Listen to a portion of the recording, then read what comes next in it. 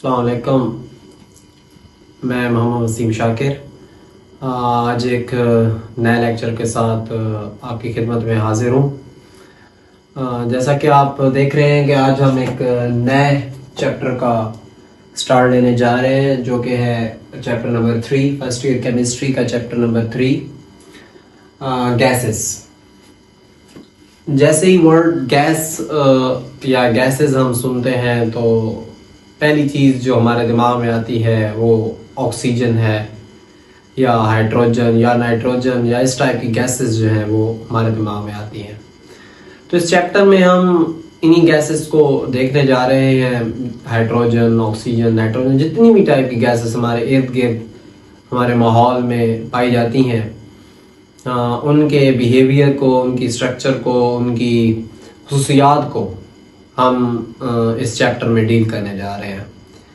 तो अगर मैं बिल्कुल बेसिक से स्टार्ट लूँ तो मैं कह सकता हूँ कि मैटर जो है हमारा, अगर मैं इसका बिल्कुल बेसिक से स्टार्ट लूँ तो मैं कह सकता हूँ कि आपका जो मैटर है वो बेसिकली उसकी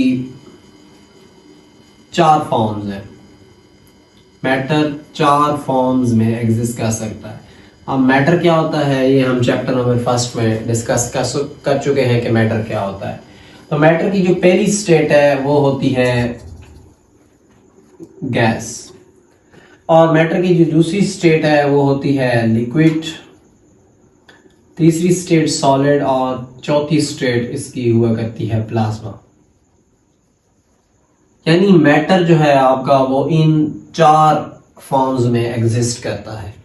तो इस चैप्टर में हम गैस को देखेंगे, और बाकी लिक्विड और सॉलिड ये इसका एक अलग चैप्टर है जो चैप्टर नंबर 4, उसको हम लिक्विड और सॉलिड का हम चैप्टर नंबर 4 में डिस्कस करेंगे।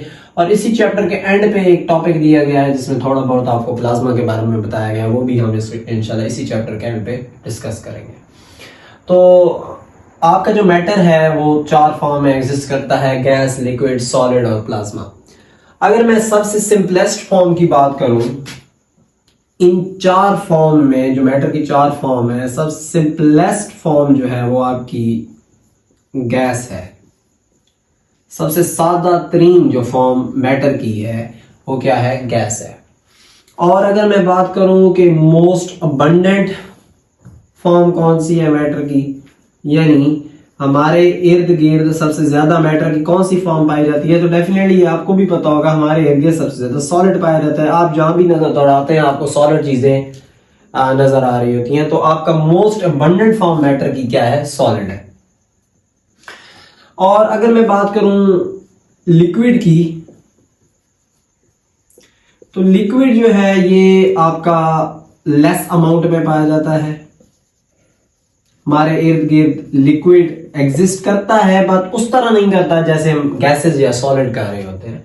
अब क्वेश्चन राइज होता है कि ये लिक्विड जो है ये कम अमाउंट में क्यों पाया जाता है, इसकी रीजन क्या है?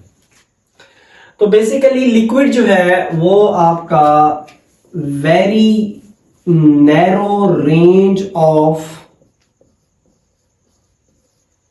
टेम्परेचर एंड प्रेशर पे एग्जिस्ट करता है, इसी वजह से ये कम अमाउंट में पाया जाता है। अब इसका मतलब क्या है कि very narrow range of temperature and pressure पे एग्जिस्ट करता है? इसका मतलब ये है कि लिक्विड जिस टेम्परेचर पे लिक्विड फॉर्म में रह सकता है उस टेम्परेचर की रेंज बहुत कम है। मिसाल लेते हैं, जस्ट एग्जांपल ले लेता हूं एग्जांपल के लिए कि मेरे पास एक लिक्विड है, लिक्विड चीज है, कोई भी वो हो सकता है, एथेनॉल भी हो सकता है, वो वाटर भी हो सकता है। मैं कहता हूं कि इसका जो रेंज है टेम्परेचर की, जिस रेंज के अंदर ये लिक्विड फॉर्म में पाया जाएगा वो है 20 से 25 डिग्री सेंटीग्रेड। यानी इस टेम्परेचर पे आई एम जस्ट सपोजिंग, मैं सिर्फ सपोज कर रहा हूं, मिसाल आपको समझाने के लिए दे रहा हूं कि 20 से 25 डिग्री के दरमियान अगर टेम्परेचर रहेगा तो तब जो भी लिक्विड मेरे पास है वो लिक्विड फॉर्म में रहेगा। अगर इससे ज्यादा हुआ टेम्परेचर तो ये किस में कन्वर्ट हो जाएगा? लिक्विड गैस में कन्वर्ट हो जाएगा। अब टेम्परेचर अगर 20 से कम हुआ तो ये किस में कन्वर्ट हो जाएगा? सब्लिमाइज हो जाएगा, सॉरी कंडेंस हो जाएगा, नहीं सब्लिमाइज हो जाएगा, सॉलिड फॉर्म में चला जाएगा। तो देखें ये बहुत नैरो रेंज है। अब ये इसको मैं कह सकता हूं कि मार्जिन बहुत कम है लिक्विड के पास, कि वो 20 और 25 के अंदर ही रहेगा तो वो लिक्विड रहेगा, अदरवाइज वो या तो गैस में कन्वर्ट हो जाएगा या फिर सॉलिड में कन्वर्ट हो जाएगा। और सेम कैसे प्रेशर की भी बहुत ज्यादा नैरो रेंज में ये एग्जिस्ट कर सकता है। तो इसी वजह से हम कैसे कहते हैं कि लिक्विड जो है वो बहुत नैरो रेंज ऑफ टेम्परेचर और प्रेशर में एग्जिस्ट करता है। ये क्वेश्चन भी है, पूछा जाता है कि why liquids are less in amounts in our universe. तो आपके क्यों होते हैं, कम अमाउंट में होते हैं यूनिवर्स में, तो रीजन यही आप लिखेंगे कि क्योंकि लिक्विड जो है वो एग्जिस्ट करते हैं very narrow range of temperature and pressure के अंदर। अब ये दो एमसीक्यूज भी हैं कि आपका सिंपलेस्ट फॉर्म कौन सी है मैटर की, तो वो गैस है। ये भी एमसीक्यूज है कि मोस्ट अबंडेंट फॉर्म कौन सी है, तो वो आपकी सॉलिड है। एक शॉर्ट क्वेश्चन यहां से बन सकता है और दो एमसीक्यूज पूछे जा सकते हैं। शॉर्ट क्वेश्चन मैं बता चुका हूं, ये बन सकता है कि why liquid is present in less amount, आपका लिक्विड जो है, या why liquid exist in less amount in this universe, इस यूनिवर्स में लिक्विड लेस अमाउंट में, कम मिकदार में क्यों पाया जा रहा है एज कंपेयर टू गैस और सॉलिड। तो ये था इसका मैटर की 4 फॉर्म्स। अब हम हर एक फॉर्म को अलग-अलग डील करेंगे, उसकी प्रॉपर्टीज को हम डिस्कस करेंगे अलग-अलग। तो आइए सबसे पहले हम प्रॉपर्टीज को डिस्कस करते हैं, गैस की प्रॉपर्टीज को, कि गैस की क्या क्या खुसूसियात हैं। बारी बारी सबकी खुसूसियात को हम डिस्कस करेंगे। सबसे पहले हेडिंग हम लगाते हैं properties of gases.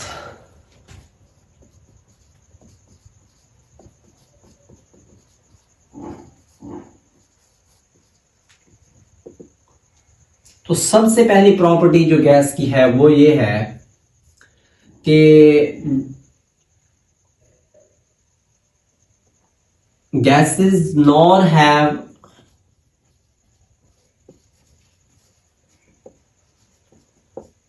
definite shape, neither have definite shape nor have definite volume।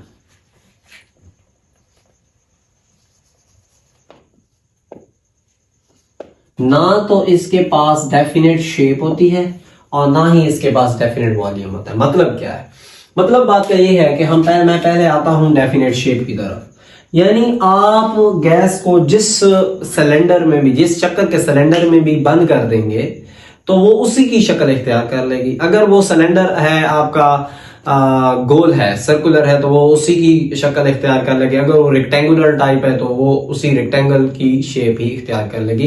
तो इसका मतलब ये है कि इसकी अपनी कोई शेप नहीं है, इसकी कोई डेफिनेट शेप भी नहीं है। और डेफिनेट वॉल्यूम का क्या मतलब है कि अगर आप इसको कमरे में छोड़ते हैं तो ये नहीं है कि कमरे के एक कोने में या अपने जिस अमाउंट में आपने उसको रिलीज किया है वो थोड़ी सी जगह घेरेगी, बाकी जो स्पेस जो है वो खाली रहेगी। नहीं, अगर आपने इसको कमरे में छोड़ दिया है गैस को, तो वो कमरे के हर कोने में उसके मॉलिक्यूल्स जो हैं वो जाके फैल जाएंगे। तो इसलिए हम कहते हैं कि ना तो इनकी डेफिनेट शेप होती है, जितनी इनको ना ही डेफिनेट शेप होती है ना ही डेफिनेट वॉल्यूम होता है। इनको जितना भी वॉल्यूम मिलता है ये जाके उसको क्या कर लेते हैं, ऑक्यूपाई कर लेते हैं गैस के मॉलिक्यूल्स। इसकी दूसरी अगर प्रॉपर्टी की तरफ मैं आऊं तो वो ये है कि गैस के मॉलिक्यूल्स जो होते हैं वो रैंडम मोशन करते हैं। रैंडम का मतलब होता है बेतरतीब।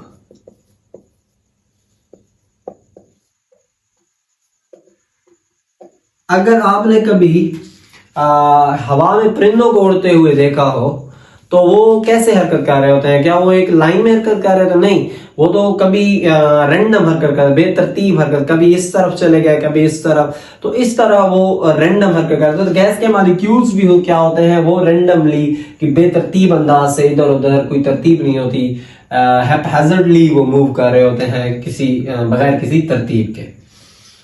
उसके बाद अगर मैं बात करूं तो गैसेस जो हैं वो कंप्रेसिबल होती हैं। क्या होती हैं? कंप्रेसिबल होती हैं। इस बात का हम अपनी डेली लाइफ में मुशाहिदा भी करते हैं।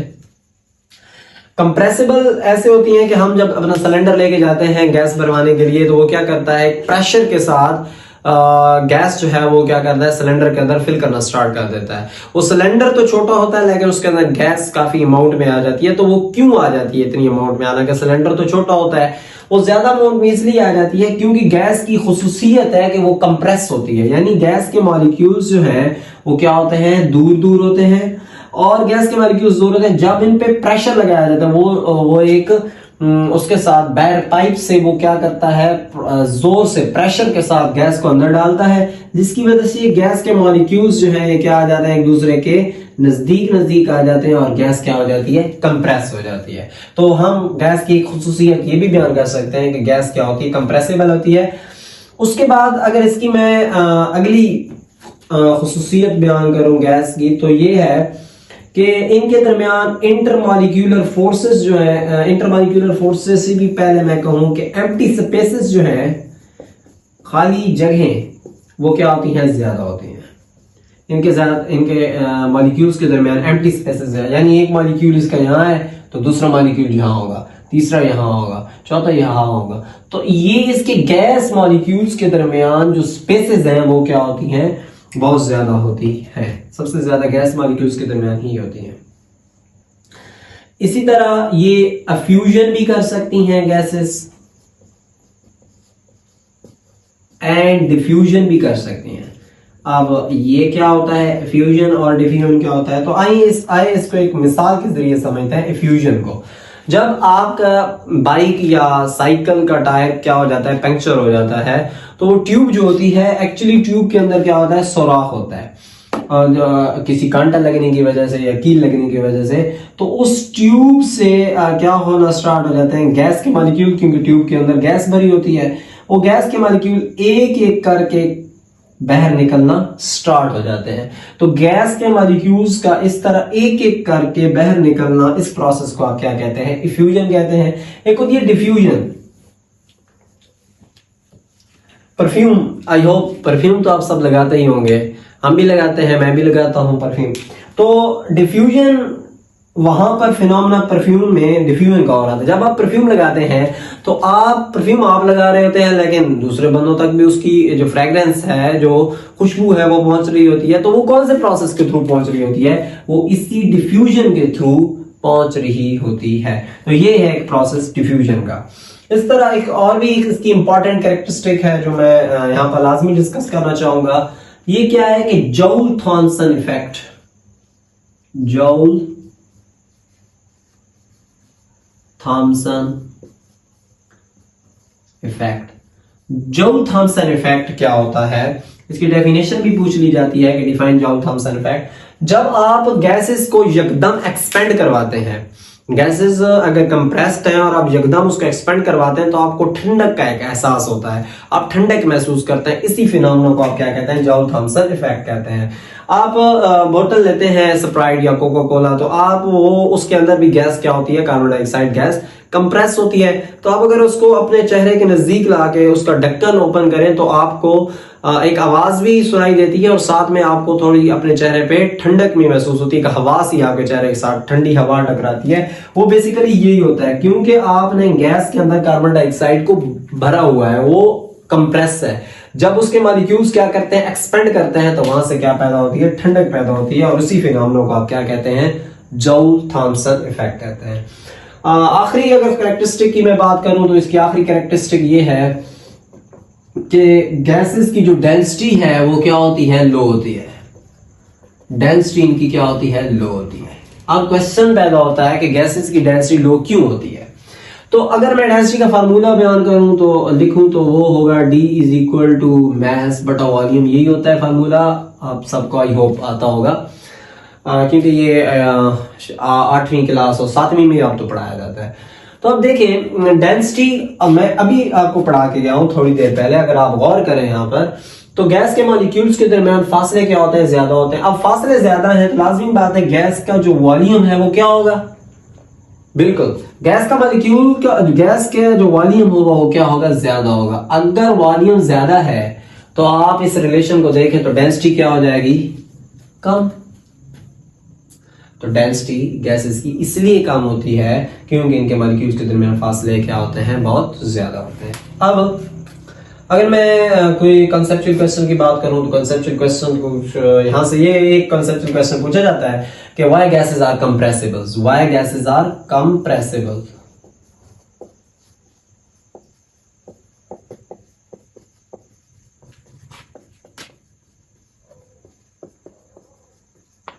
हाँ जी, किसी को आंसर पता है व्हाई गैसेस आर कंप्रेसिबल? अभी बता के गया हूं। आई होप आपका हाफजा अच्छा होगा। गैसेस इसलिए कंप्रेसिबल होती हैं क्योंकि गैस के मॉलिक्यूल्स के दरमियान स्पेसेस जो है वो क्या होती हैं, ज्यादा होती हैं। जब आप उन पे फोर्स लगाते हैं, प्रेशर लगाते हैं, तो वो एक दूसरे के साथ एक दूसरे के नजदीक आ जाते हैं। इसी वजह से गैसेस क्या होती है, कंप्रेसिबल होती हैं। यानी आप सिंपल वर्ड में लिख सकते हैं कि because gas molecules have empty spaces, that's why they are compressible. तो that was all about the properties of gases. If you have a question, you can ask in comment section. Thank you.